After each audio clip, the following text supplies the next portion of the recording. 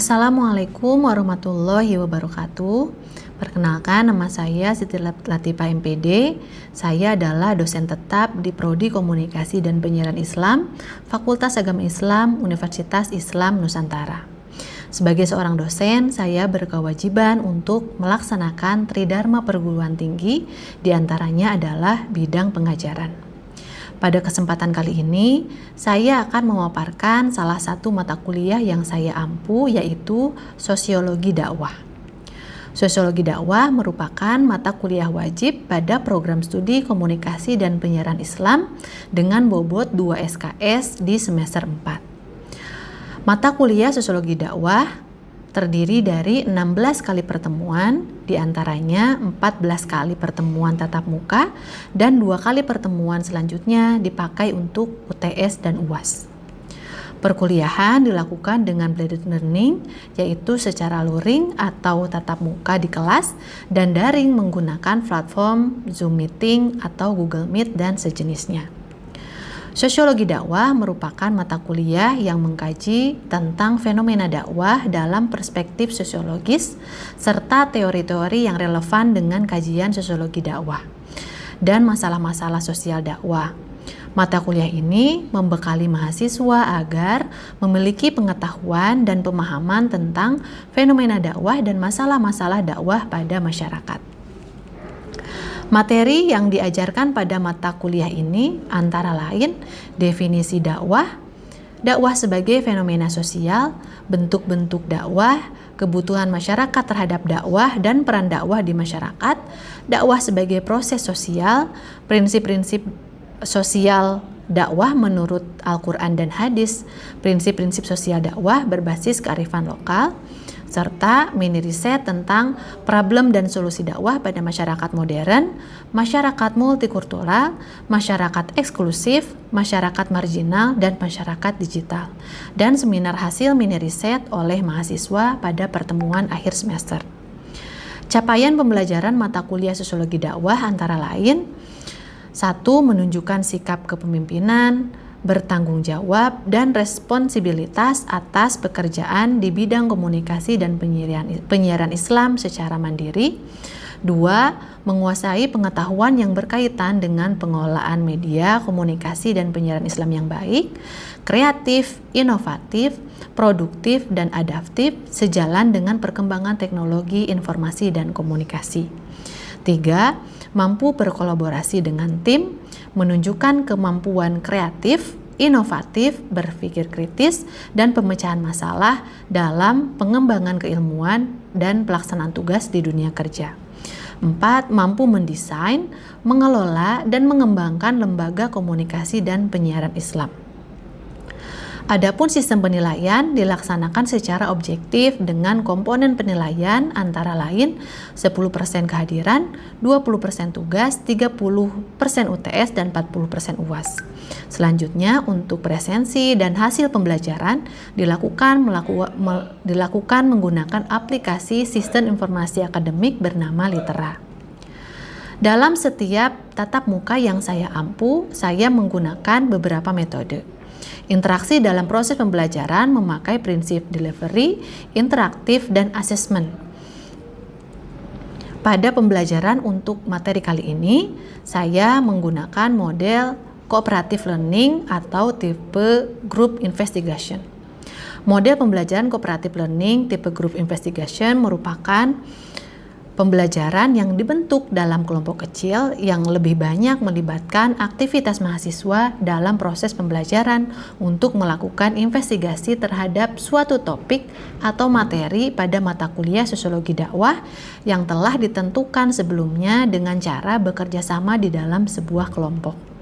Adapun tahap-tahap dalam pembelajaran cooperative learning tipe group investigation adalah: 1. Membagi mahasiswa ke dalam kelompok dan mengidentifikasi topik atau materi yang akan diangkat dalam penelitian. 2. Membuat perencanaan dari masalah yang akan diteliti. 3. Mengadakan penyelidikan dengan mengumpulkan informasi, menganalisis data, dan menyimpulkan hasil temuan dalam penelitian, serta menerapkan bagian temuan tersebut ke dalam pengetahuan baru untuk mencapai solusi masalah penelitian. Yang kelima, membuat laporan penelitian. Yang keempat, membuat laporan penelitian. Yang kelima, mempresentasikan hasil laporan penelitian. Dan yang keenam adalah evaluasi. Selanjutnya, marilah kita saksikan cuplikan video pembelajaran mata kuliah Sosiologi Dakwah yang saya ampu. Oke, Assalamualaikum warahmatullahi wabarakatuh. Waalaikumsalam warahmatullahi wabarakatuh. Bismillah, alhamdulillah, wassalatu wassalamu ala rasulillah ma ba'du. Puji syukur marilah kita panjatkan kehadirat Allah Subhanahu wa taala. Salawat beserta salam semoga terlimpah curahkan kepada baginda alam, yakni Habibana wa Nabiyana wa Maulana Muhammad sallallahu alaihi wasallam. Selamat siang teman-teman semua. Siang Ibu. Apa kabar hari ini? Alhamdulillah, luar biasa.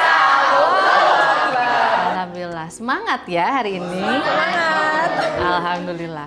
Baik teman-teman semuanya, hari ini kita pertemuan ke-15 ya. Setelah minggu kemarin kita telah melakukan pertemuan ke-14, hari ini kita akan melakukan pertemuan ke-15. Nah, tapi sebelum kita memulai perkuliahan kita, saya mau memastikan apakah teman-teman sudah melakukan presensinya di Litera. Sudah pada absen teman-teman? Sudah Ibu. Sudah, saya cek ya sebentar. Oke. Saya absen satu-satu untuk memastikan kehadiran ya. Nizma? Hadir. Oke. Abdul Wahab? Hadir. Oke. Kemudian Ajis? Hadir. Oke. Hikmah? Hadir. Hikmah hadir. Kemudian Sahla? Hadir. Sahla hadir. Kemudian Salwa Khairunisa? Hadir. Oke. Selanjutnya Reva? Hadir. Reva hadir. Fahri? Izin. Fahri izin. Oke. Kemudian Sri Mulyasari? Hadir. Oke, Sri hadir. Selanjutnya Muhammad Zidni? Sakit. Oke. Selanjutnya Dini? Sakit. Dini sakit juga. Selanjutnya Ibnu Hafiz? Izin. Izin. Oke. Kemudian terakhir Muhammad Satrio? Izin juga. Izin juga. Oke, baik. Ada beberapa mahasiswa yang izin, kemudian ada beberapa mahasiswa yang sakit. Tapi kita doakan bersama, mudah-mudahan teman-teman kita yang sakit segera diberikan kesembuhan oleh Allah Subhanahu wa taala. Amin ya Allah ya rabbal alamin.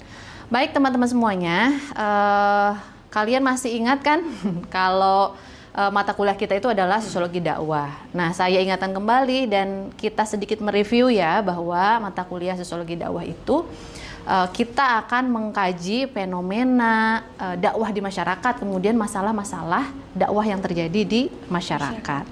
Nah, kemudian seperti yang sudah saya sampaikan sebelumnya bahwa di pertemuan ke-14 dan 15 itu kita akan melaksanakan seminar hasil mini riset yang sudah dilakukan oleh teman-teman selama beberapa minggu ke depan.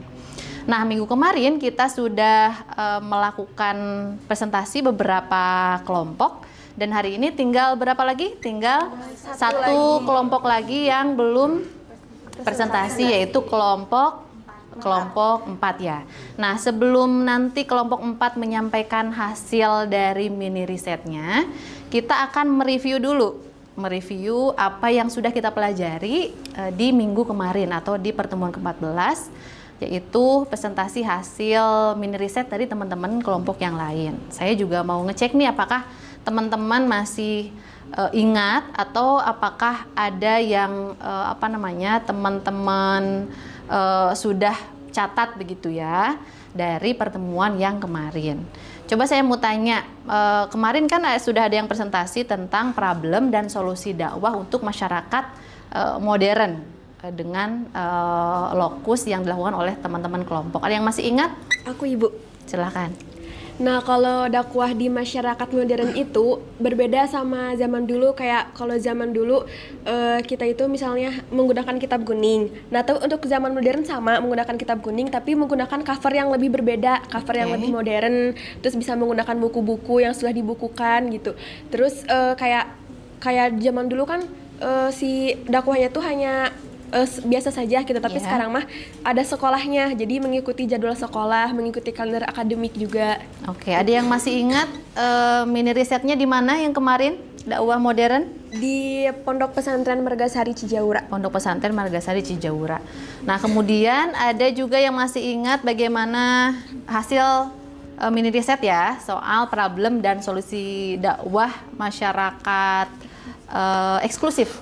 Aku Ibu. Silahkan. Nah, dari hasil mini riset dakwah di masyarakat eksklusif ini, kan saya meneliti di daerah Binong, menghadapi masalah seperti rendahnya partisipasi warga, lalu ada minimnya keterlibatan remaja, terus ada kurangnya regenerasi tokoh agama, dan kebanyakan warga itu hanya ikut tradisi saja, jadi bukan hanya kesadaran pribadi.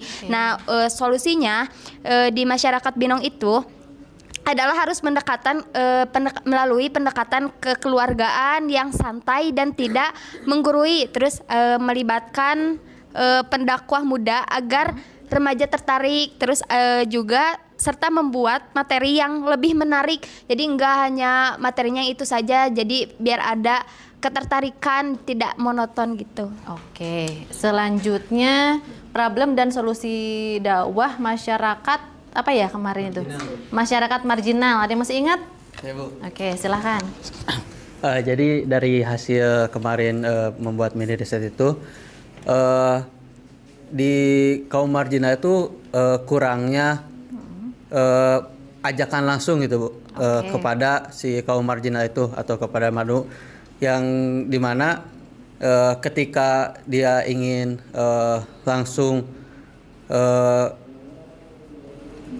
datang ke para pendai itu, jadi mereka canggung gitu. Jadi ketika langsung ajak, mereka mungkin sedikit ada rasa canggung tersebut. Dan juga tantangan untuk para dai-nya sendiri itu penyampaiannya dengan bahasa yang baik gitu, ataupun tidak menjadi ke madunya itu tidak menjadi ada rasa gak enak gitu, Bu.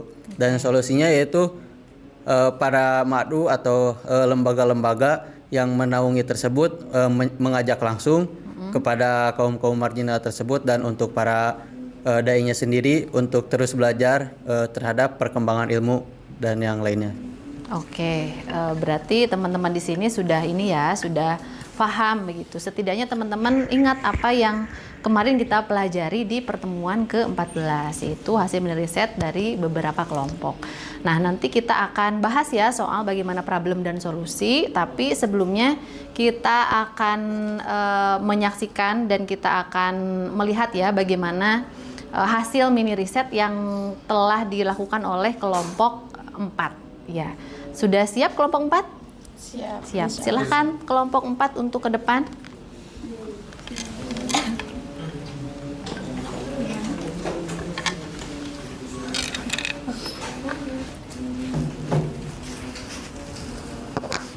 Oke, silakan kelompok 4 nanti disampaikan ya judulnya apa, kemudian metodenya menggunakan metode apa, kemudian hasilnya seperti apa.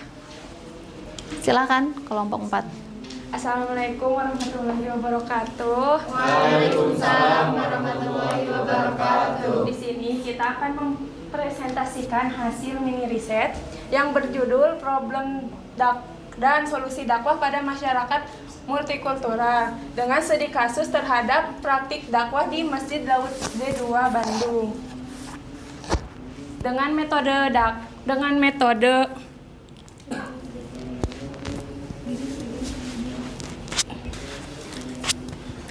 metode kualitatif deskriptif dengan pengumpulan data terhadap pengurus masjid, dai, dan mualafnya, dengan observasi, wawancara, dan dokumentasi. Terus kita juga di sini menggunakan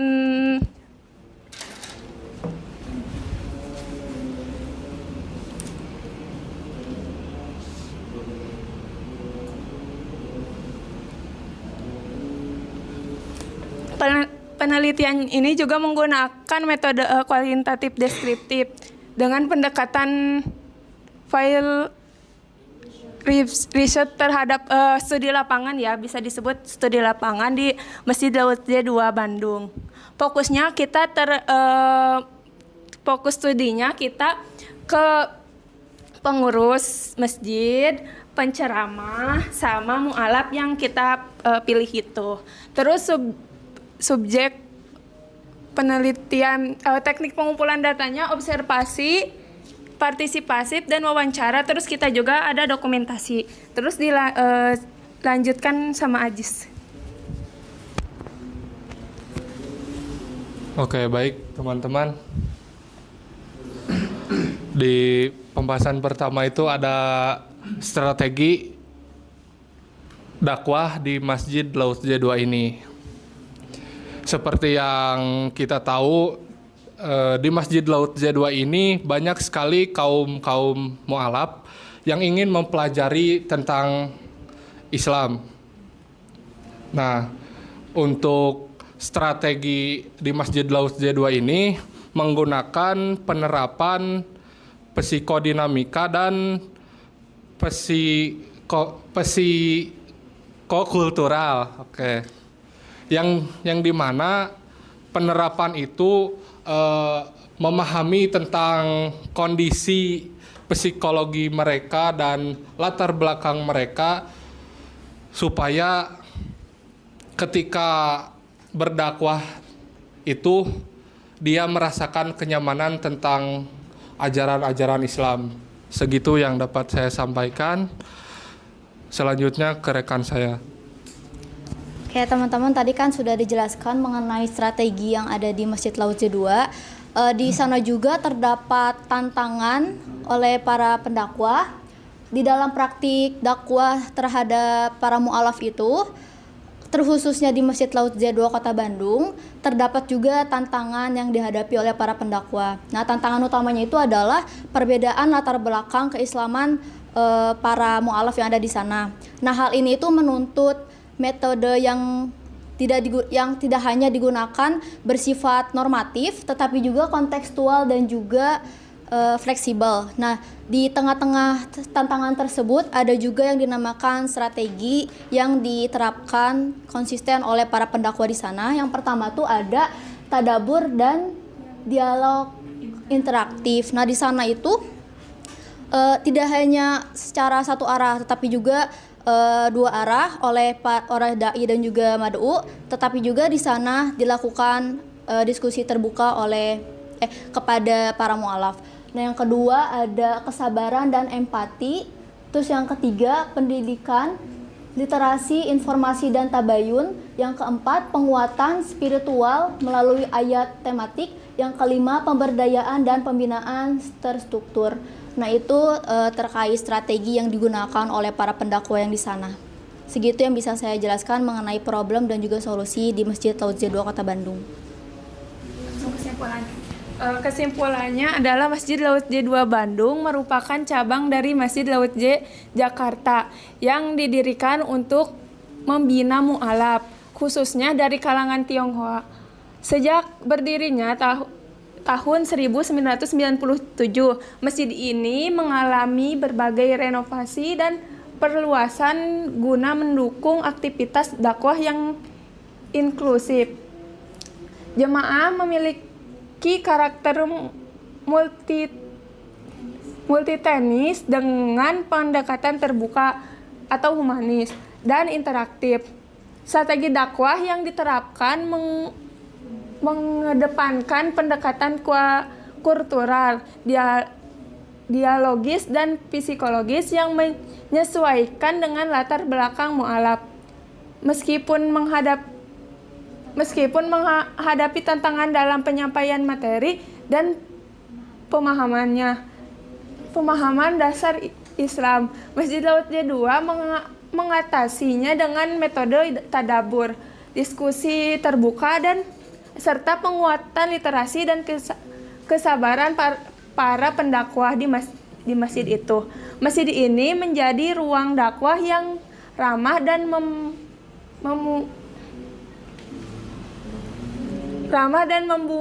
membumi bagi siapa saja yang ingin mengenal Islam lebih dalam. Sekian dari kelompok 4. Bila ada kekurangan dan kesalahan mohon maaf. Wassalamualaikum warahmatullahi wabarakatuh. Waalaikumsalam. Tepuk tangan sekali lagi teman-teman. Terima kasih teman-teman kelompok 4 ya. Tadi menjelaskan bagaimana hasil dari mini riset yang telah teman kelompok 4 lakukan, yaitu di Masjid Lautse 2 Bandung, yang mengangkat tema tentang bagaimana problem kemudian solusi dakwah kepada masyarakat multikultural. Nah teman-teman, semua kelompok kan sudah presentasi ya hasil mini riset, mulai dari tadi ada problem dan solusi dakwah masyarakat modern, kemudian problem dan solusi dakwah untuk masyarakat marginal, problem dan solusi dakwah masyarakat eksklusif, masyarakat multikultural, kemudian juga masyarakat media sosial begitu. Jadi masing-masing kelompok sudah memaparkan bagaimana hasil dari mini risetnya. Nah, teman-teman semuanya, dari hasil mini riset yang sudah dipresentasikan oleh teman-teman semuanya, kita bisa belajar bahwa kita sebagai seorang pendakwah ya, atau misalnya dai dan daiyah, atau calon dai atau calon daiyah, bagaimana kita menerapkan metode yang pas begitu. Oh, bagaimana kita menyusun strategi untuk berdakwah kepada masyarakat marginal seperti yang ditemukan oleh teman-teman kelompok. Oh, ternyata problemnya seperti ini dan solusi yang harus kita terapkan adalah seperti ini, seperti yang sudah ditemukan. Kemudian bagaimana problem kemudian solusinya untuk masyarakat modern? Oh, seperti ini dan seperti ini. Masyarakat multikultural misalnya seperti yang tadi disampaikan oleh kelompok 4, bagaimana strateginya, kemudian bagaimana solusinya, itu juga sudah disampaikan, dan itu menjadi bekal untuk kita semuanya sebagai calon pendakwah begitu ya, sebagai seorang dai dan daiyah, bagaimana menerapkan metode yang tepat, bagaimana menerapkan pendekatan yang tepat dan strategi yang tepat. Karena seperti yang kita ketahui sebagai seorang dai dan daiyah, kita juga harus punya strategi yang tepat, dan kita harus memahami karakteristik dari mad'u kita. Jadi kita harus memperhatikan mad'unya siapa, kemudian juga kita harus mempertimbangkan apa yang harus kita sampaikan, metode apa yang harus kita gunakan, dan pendekatannya harus seperti apa. Nah, kira-kira itu yang bisa kita pelajari dari hasil mini riset teman-teman semuanya, mulai dari kelompok 1 sampai dengan kelompok 4 atau kelompok 5 ya, kelompok 5. Nah, teman-teman, selanjutnya kita akan melihat sebetulnya indikator keberhasilan ya, yang bisa dikatakan berhasil atau tidaknya dakwah kita, indikatornya sebetulnya seperti apa. Melihat dari beberapa hasil mini riset yang dilakukan oleh teman-teman semuanya. Nah, sebentar.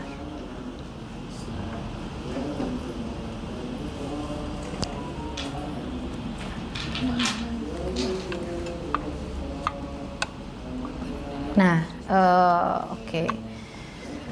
Nah, teman-teman semuanya, kita bisa melihat indikator keberhasilan seorang dai atau seorang daiyah ya. Indikator ketika kita misalnya kita bisa melihat apakah dakwah yang kita lakukan itu berhasil atau tidak. Bagaimana cara pengukurannya? Ada dua indikator, bisa kita lihat dari indikator keberhasilannya secara kualitatif, kemudian bisa kita lihat indikator keberhasilannya dari kuantitatif begitu. Nah, kalau dari indikator kualitatif ya teman-teman semuanya, karena seperti yang kita tahu ya bahwa keberhasilan dakwah itu tidak hanya diukur dari angka, tetapi juga bagaimana transformasi batin, kemudian perubahan positif yang terjadi kepada masyarakat. Ketika kita sudah melakukan dakwah misalnya di satu lokasi, kita bisa melihat, oh apakah ada perubahan yang positif tidak dari masyarakat yang kita kunjungi misalnya, karena kita sebagai seorang pendakwah. Misalnya sebelumnya masyarakatnya agak ogah-ogahan nih misalnya ikut ke pengajian, tapi misalnya setelah teman-teman sebagai seorang dai atau daiyah menyampaikan misalnya dakwahnya, ternyata setelah itu ada perubahan yang positif dari segi sikapnya misalnya atau dari segi perbuatannya. Setelah itu misalnya masyarakatnya jadi rajin untuk ke pengajian karena oh saya kemarin lihat Ustadzah Hikmah dakwah di sana, oh ternyata dakwah itu tidak selalu membosankan ya gitu. Kalau misalnya metode-metodenya dilakukan secara efektif. Jadi saya mau lihat lagi misalnya kajian di masjid ini gitu. Kan itu salah satu keberhasilan begitu. Tapi mengukurnya itu dengan apa? Tadi bisa dilihat dari keberhasilan kualitatif kemudian kuantitatif. Nah, kalau dari kualitatif kita bisa lihat yang pertama dari pemahaman dan ibadah. Oh, misalnya setelah itu apakah ada peningkatan kualitas dan kuantitas praktik ibadah secara individu. Misalnya karena teman-teman sering misalnya Wahhab misalnya sering sholat berjamaah, kemudian sebelumnya ada kajian seorang dai misalnya yang menyampaikan tentang pahala begitu ya, pahala mengikuti sholat berjamaah. Ketika misalnya masyarakat atau tetangga Wahhab mendengarkan itu ternyata terketuk hatinya, dan ketika misalnya besoknya ternyata lebih banyak lagi misalnya masyarakat yang ingin sholat berjamaah, dan itu misalnya dilihat oleh Wahhab. Kan itu juga salah satu indikator keberhasilan dalam berdakwah ya, adanya peningkatan kualitas atau juga kuantitas praktik ibadah secara individu. Kemudian yang kedua akhlak dan moralitas. Nah, dalam akhlak dan moralitas itu apakah ada misalnya perbaikan perilaku dan nilai-nilai moral dalam masyarakat tersebut atau misalnya dalam komunitas tersebut. Misalnya tadi ya ada misalnya perubahan-perubahan positif dari sikap ataupun juga moral begitu dari masyarakat. Kemudian yang ketiga adalah ukhuwah Islamiyah. Jadi ada penguatan persaudaraan dan solidaritas antar umat Islam. Jadi yang sebelumnya misalnya pada cuek nih di satu kampung misalnya di majelis taklim, orangnya misalnya nafsi-nafsi aja begitu ya, hidup secara masing-masing. Tapi setelah misalnya mendengarkan dakwah kita, ternyata setelah itu ukhuwah Islamiyahnya semakin bagus.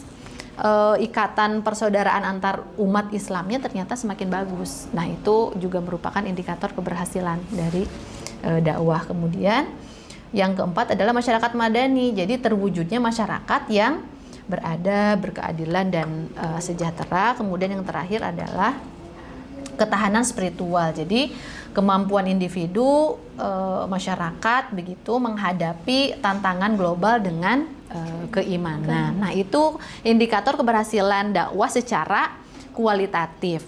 Nah, bagaimana mengukur indikator keberhasilan dakwah secara kuantitatif? Ini salah satu contoh misalnya ya. Nah, kalau berbicara soal kuantitatif, kita kan berbicara soal angka-angka ya, soal angka-angka, soal perhitungan. Jadi indikator keberhasilan dakwah juga bisa dihitung dari angka-angka. Misalnya contoh ya, 500 jamaah rutin. Misalnya dari sebelum kita melakukan dakwah di satu masjid itu, jamaahnya 30. Setelah kita melakukan dakwah di sana gitu ya, kemudian ternyata setelah itu ada peningkatan jumlah jamaah, misalnya jadi 100. Nah, itu adalah indikator keberhasilan. Oh, berarti apa yang kita sampaikan di dakwah kemarin itu ternyata berhasil mengajak misalnya orang-orang begitu untuk mengikuti kembali kajian yang kita lakukan. Kemudian yang kedua misalnya ada 120 mu'alaf baru seperti yang ditemukan oleh kelompok 4. Ternyata di Masjid Laut Z2 Bandung itu karena pendekatan dakwahnya ya atau solusi dan strateginya tepat, ternyata setiap tahunnya mu'alafnya terus bertambah dan sekarang udah berapa? 225. Sekarang sudah 225 mu'alaf yang dituntun begitu ya masuk Islam oleh ustadz yang ada di Masjid Lautse 2 Bandung. Dan itu bisa diukur kan indikator keberhasilan dakwah yang dilakukan oleh para pengurus masjid di sana, karena bisa kita lihat ada peningkatan jumlah mu'alaf begitu kan. Nah kemudian yang selanjutnya adalah pertumbuhan komunitas. Misalnya ada persentase juga yang meningkat. Misalnya di di satu masjid misalnya atau DKM itu yang tadi sebelumnya misalnya hanya 10% misalnya di satu kajian itu, tapi setelah mendengarkan kemudian bertambah. Jadi bertambah 20% misalnya peningkatan jamaahnya begitu ya. Itu juga merupakan salah satu indikator keberhasilan secara kuantitatif ya. Karena kalau kuantitatif kita bisa hitung gitu ya. Kemudian misalnya berkaitan dengan uang, meningkatnya donasi karena jamaahnya semakin banyak misalnya, kemudian donasinya juga semakin banyak. Itu juga salah satu indikator keberhasilan.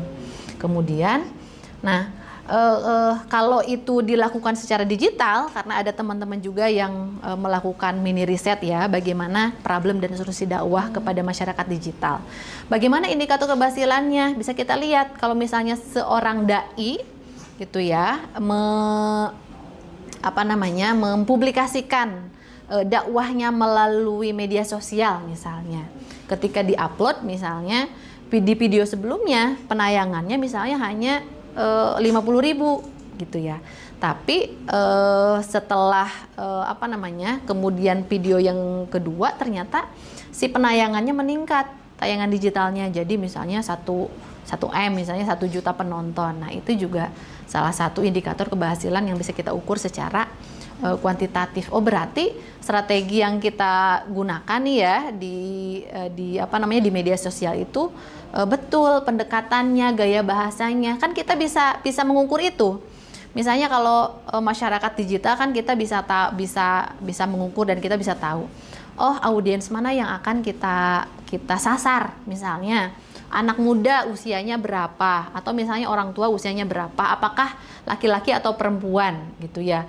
Kemudian masyarakat kota atau masyarakat desa. Nah, itu bisa kita petakan dan bisa kita menggunakan strategi yang tepat sehingga indikator keberhasilannya bisa kita lihat dari tayangan yang sudah dipublikasikan oleh kita, gitu ya. Kemudian ada efektivitas program sosial misalnya dalam penekanan angka kenakalan remaja misalnya, itu juga salah satu contoh. Jadi tadi indikator keberhasilan dakwah itu bisa kita lihat ya. Tadi kalau secara kualitatif itu apa saja bisa kita lihat ya, bagaimana misalnya ada perubahan positif begitu dari akhlaknya. Kemudian adakah pertumbuhan komunitas atau masyarakat begitu yang ikut dalam kajian-kajian selanjutnya. Kemudian kalau misalnya kita bisa melihat indikator keberhasilan dakwah secara kuantitatif ya, secara angka bisa kita lihat meningkat tidak misalnya jumlah dari mad'unya.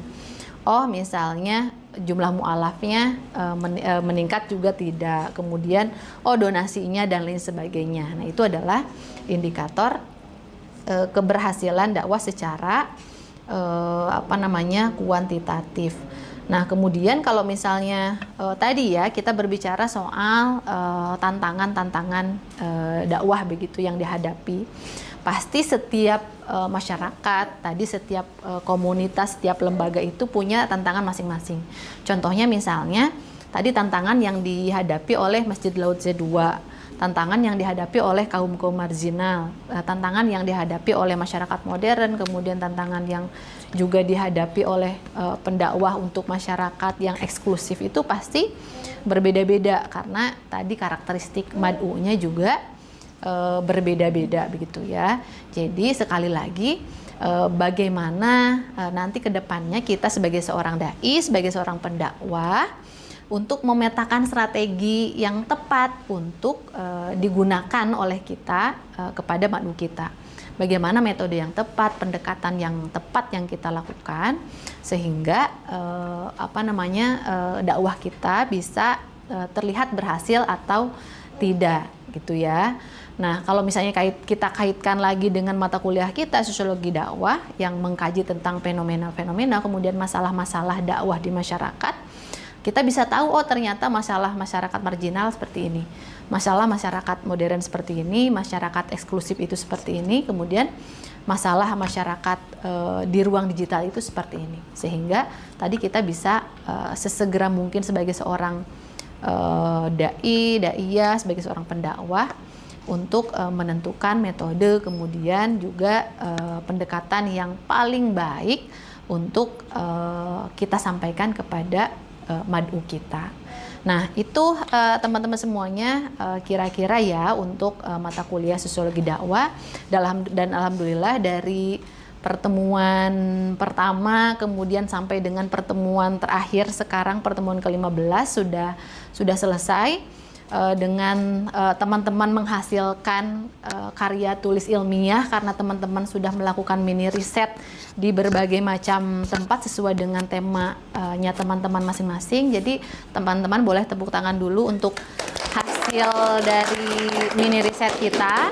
Mudah-mudahan hasil dari mini riset kita itu bisa menjadi acuan gitu ya, untuk seorang dai atau daiyah, untuk seorang pendakwah, bagaimana tadi menentukan strateginya, metode dan pendekatan yang tepat untuk mad'unya. Mudah-mudahan yang kita pelajari ini, kemudian apa yang kita teliti juga banyak manfaatnya, khususnya untuk kita ya, untuk saya, kemudian untuk teman-teman sebagai mahasiswa, dan umumnya untuk masyarakat begitu ya.